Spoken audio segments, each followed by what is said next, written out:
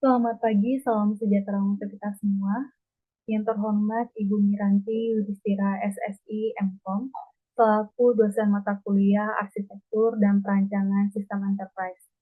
Baiklah, sebelumnya perkenalkan saya Christian Yovita dengan NIM F1S1222145 dari ruang R005 Prodi Sistem Informasi Fakultas Sains dan Teknologi Universitas Jambi.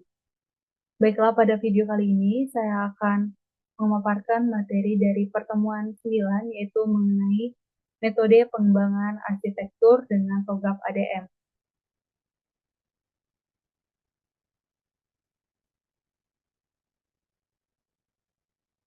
Di sini, TOGAP adalah singkatan dari The Open Group Architecture Framework. TOGAP merupakan framework dan metode untuk arsitektur enterprise yang menyediakan metodologi untuk menganalisis arsitektur bisnis secara keseluruhan. Terdapat 4 domain arsitektur yang diterima secara umum sebagai bagian dari keseluruhan arsitektur enterprise.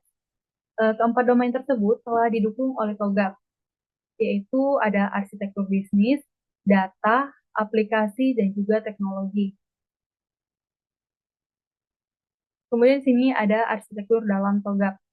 TOGAP di sini memiliki dua definisi untuk istilah arsitektur. Definisi yang pertama itu adalah TOGAP merupakan sebuah deskripsi formal dari sebuah sistem atau sebuah rencana detail dari sistem hingga pada level komponen.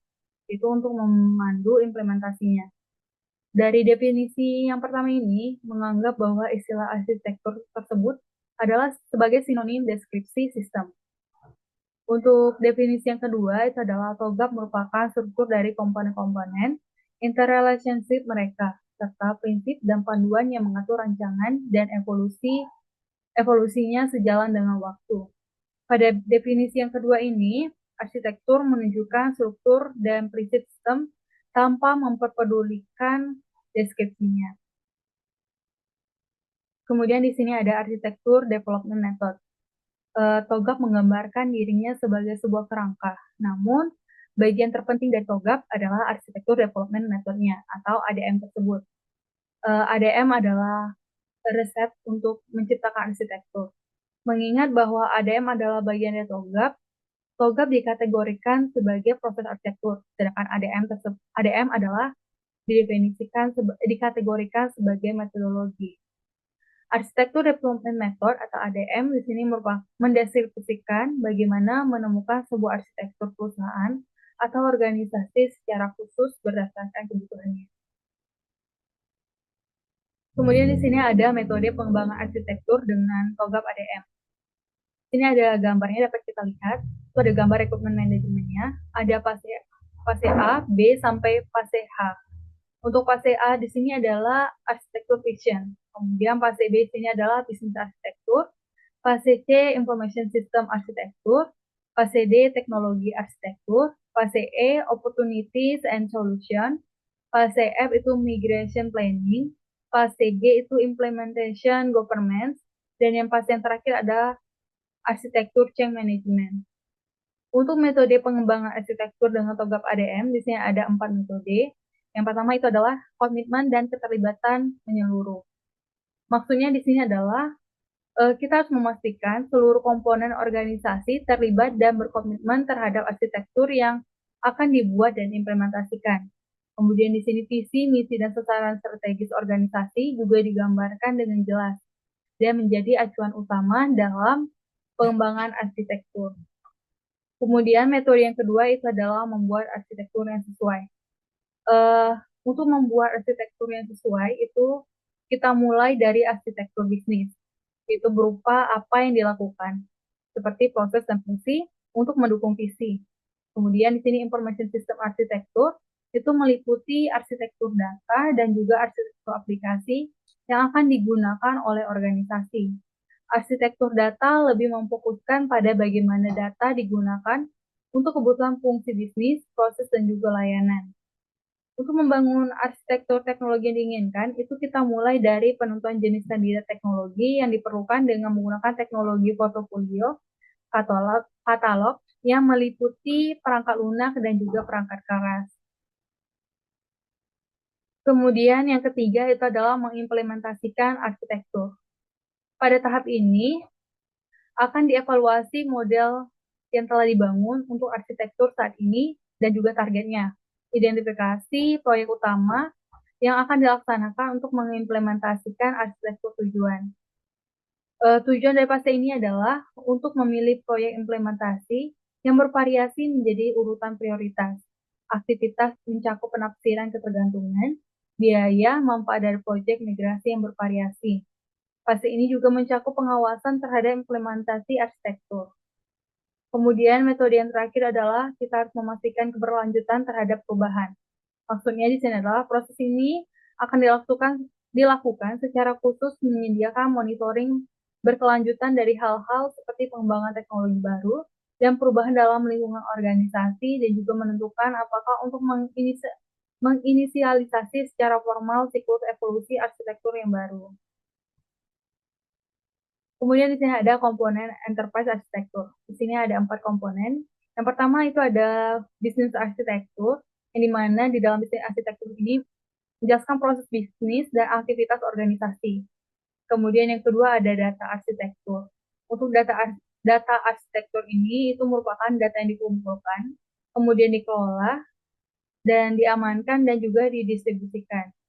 Kemudian komponen yang ketiga itu ada application arsitektur. Maksudnya itu adalah aplikasi yang digunakan untuk mendukung proses bisnis dan aktivitas organisasi. Kemudian komponen yang terakhir itu ada teknologi arsitektur. Teknologi arsitektur itu adalah infrastruktur IT yang digunakan untuk mendukung aplikasi dan juga data. Kemudian di sini ada artefak metode pengembangan. Di sini ada 5 artefak, yaitu yang pertama adalah arsitektur vision. Di dalam arsitektur vision ini terdapat struktur organisasi, tupoksi stakeholder, visi misi dan juga sasaran strategis. Kemudian artefak yang kedua itu ada bisnis arsitektur, yang mana di dalamnya itu ada prinsip organisasi, diagram proses bisnis dan juga daftar OPD. Kemudian yang ketiga itu adalah data arsitektur. Dalam data arsitektur terdapat prinsip data, entitas data sesuai dengan fungsi, logical dan physical data diagram, dan matrik akses data. Kemudian yang keempat itu ada application arsitektur. Di dalamnya itu terdapat prinsip aplikasi, daftar aplikasi, diagram atau gambar alur aplikasi, matrik aplikasi data. Kemudian yang terakhir itu ada teknologi arsitektur. Di dalam teknologi arsitektur ini terdapat prinsip teknologi, daftar standar teknologi, matrik aplikasi ke teknologi, dan diagram atau gambar operasi serta lingkungan. Baiklah, itulah materi pertemuan 9 yang dapat saya sampaikan. Saya lanjutkan pada video kuliah 10 menit tentang enterprise arsitektur yang disampaikan oleh Romi Satria Wahono. Dari video tersebut, saya mengambil kesimpulan bahwa enterprise arsitektur atau EA itu adalah cetak biru organisasi yang berisi proses bisnis, struktur data, software sistem, dan aplikasi yang ada di dalamnya. Infrastruktur IT yang kita rancang dan kita terapkan supaya terpadu untuk membantu berjalannya kegiatan organisasi supaya lebih efektif dan efisien. Kemudian dari video tersebut, di sini saya mendapat 5 manfaat enterprise arsitektur, di mana yang pertama itu adalah meningkatkan efisiensi dan efektivitas organisasi. Yang kedua, meningkatkan kualitas produk dan layanan. Manfaat yang ketiga itu adalah meningkatkan kepuasan pelanggan, kemudian meningkatkan ketahanan organisasi dan terhadap perubahan, dan manfaat yang terakhir itu adalah meningkatkan nilai bisnis. Kemudian di sini ada framework enterprise arsitektur, di mana dalam video tersebut saya mendapatkan 5 framework. Yang pertama itu ada the Open Group Architecture Framework atau yang disingkat dengan TOGAF. Kemudian yang kedua ada Department of Defense Architecture Framework, itu DODAF. Kemudian yang ketiga ada Federal Enterprise Architecture Framework.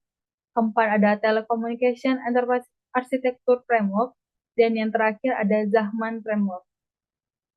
Baiklah, dari video tersebut, video 10 menit tentang arsitektur enterprise yang disampaikan oleh Romi tersebut, saya mendapatkan sebuah kesimpulan di mana di sini enterprise arsitektur atau EA tersebut adalah alat yang penting untuk membantu organisasi mencapai tujuan bisnisnya. Dengan menggunakan EA, organisasi itu dapat meningkatkan efisiensi, efektivitas, kualitas, kepuasan pelanggan, ketahanan, dan juga nilai bisnis. Baiklah, demikian penyampaian materi saya mengenai enterprise arsitektur dari materi pertemuan 9 dan juga dari video 10 menit belajar tentang arsitektur enterprise yang disampaikan oleh Romi Satria Wahono. Apabila ada kesalahan kata, saya mohon maaf. Saya akhiri. Selamat siang dan terima kasih.